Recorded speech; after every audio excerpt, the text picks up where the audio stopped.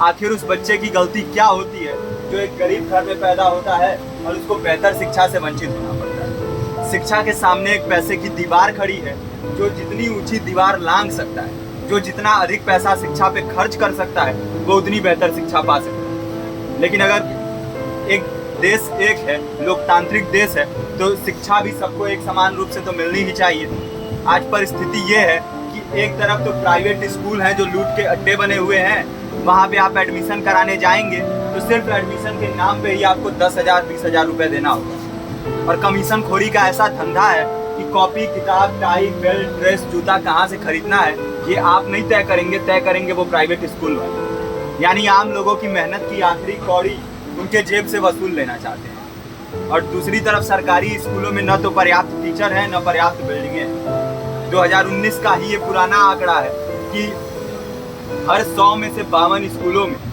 या तो एक टीचर है या 2 टीचर हैं। और उन्हीं टीचरों के ऊपर जिम्मेदारी थोप दी जाती है कि जनगणना करो, मतगणना करो, पशुगणना करो, तमाम काम करवाए जाते हैं। और 19 के बाद से तब से कितने टीचर रिटायर हुए होंगे और 18 के बाद से कोई टीचर की वैकेंसी भी नहीं है। आप खुद भी सोच सकते हैं ये परिस्थिति और कितनी बिगड़ी हो। इसीलिए हम लोग ये मांग उठा रहे हैं, चाहे कोई राष्ट्रपति का बच्चा हो या किसी मजदूर का, सबको शिक्षा एक समान मिलनी चाहिए और निःशुल्क रूप से।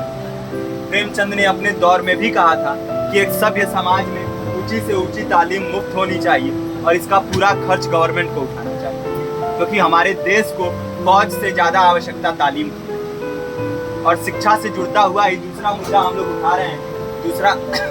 दूसरा मुद्दा है रोजगार का। रोजगार की परिस्थिति ये है कि आज सरकारी सेक्टर हो या प्राइवेट, सब कुछ ठेका संविदा के हवाले किया जा रहा है। परमानेंट नौकरियां लगातार हटाई जा रही है। इसी रेलवे में 1995 के आसपास लगभग 18.5 लाख कर्मचारी काम करते थे, लेकिन आज उनकी संख्या 12 लाख थी। आप खुद भी सोच सकते हैं कितने बड़े पैमाने पे परमानेंट पदों को घटाया जा रहा है।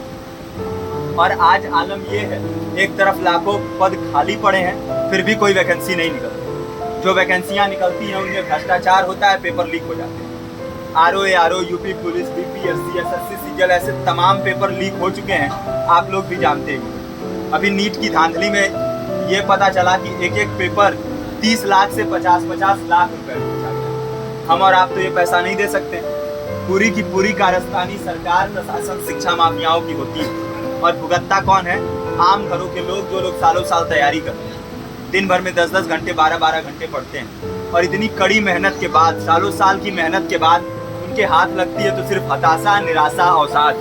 बहुत से छात्र नौजवान जो इस बेबसी में, इस डिप्रेशन में नहीं जी पाते, आत्महत्या तक के कदम उठा लेते हैं। लेकिन ये देश की विडंबना है कि टीवी चैनल, अखबार, मीडिया, नेता, मंत्रियों के लिए कहीं ये कोई मुद्दा नहीं है। उनके लिए मुद्दे हैं तो जाति, धर्म, रंग, नस्ल, अगड़ा पिछड़ा। आज जब पूरी परिस्थिति इतनी भयावह है तो ये जरूरी है कि लोगों के बीच में जाया जाए, लोगों को संगठित किया जाए और एकजुट किया जाए। क्योंकि आज अगर अपने मुद्दों पर बोलेंगे नहीं तो कल को ये परिस्थिति और बिगड़ेगी। हो सकता है ले दे के अपनी जिंदगी तो हम लोग काट ले जाएंगे, लेकिन आने वाली पीढ़ियों को क्या भविष्य दे के जाएंगे, ये भी सोचने वाली बात है। हमारे साथियों ने आपको पर्चा दिया है, पर्चा आप तक पहुंच गया है। पर्चे में और भी बातें हैं, इसको पूरा विस्तार से पढ़िए। पर्चे में हमारा नंबर है, संपर्क कीजिए। फेसबुक का, इंस्टाग्राम का लिंक है, आप वहाँ पे जाएंगे तो आपको पता भी चलते रहेगा कि लगातार किन किन माध्यमों से हम इस अभियान को चला रहे हैं। नुक्कड़ नाटक, संगीत, शिक्षा सहायता मंडल, लाइब्रेरी, तमाम माध्यमों से इस अभियान को चला रहे हैं और कोशिश कर रहे हैं कि बड़े से बड़े पैमाने पर हर जगह पे लोगों को संगठित किया जाए और एकजुट किया जाए। आपके बीच भी आए हैं आपका साथ और सहयोग में, साथ इस रूप में कि आप भी हमारे इस कारवां और इस मुहिम से जुड़िए।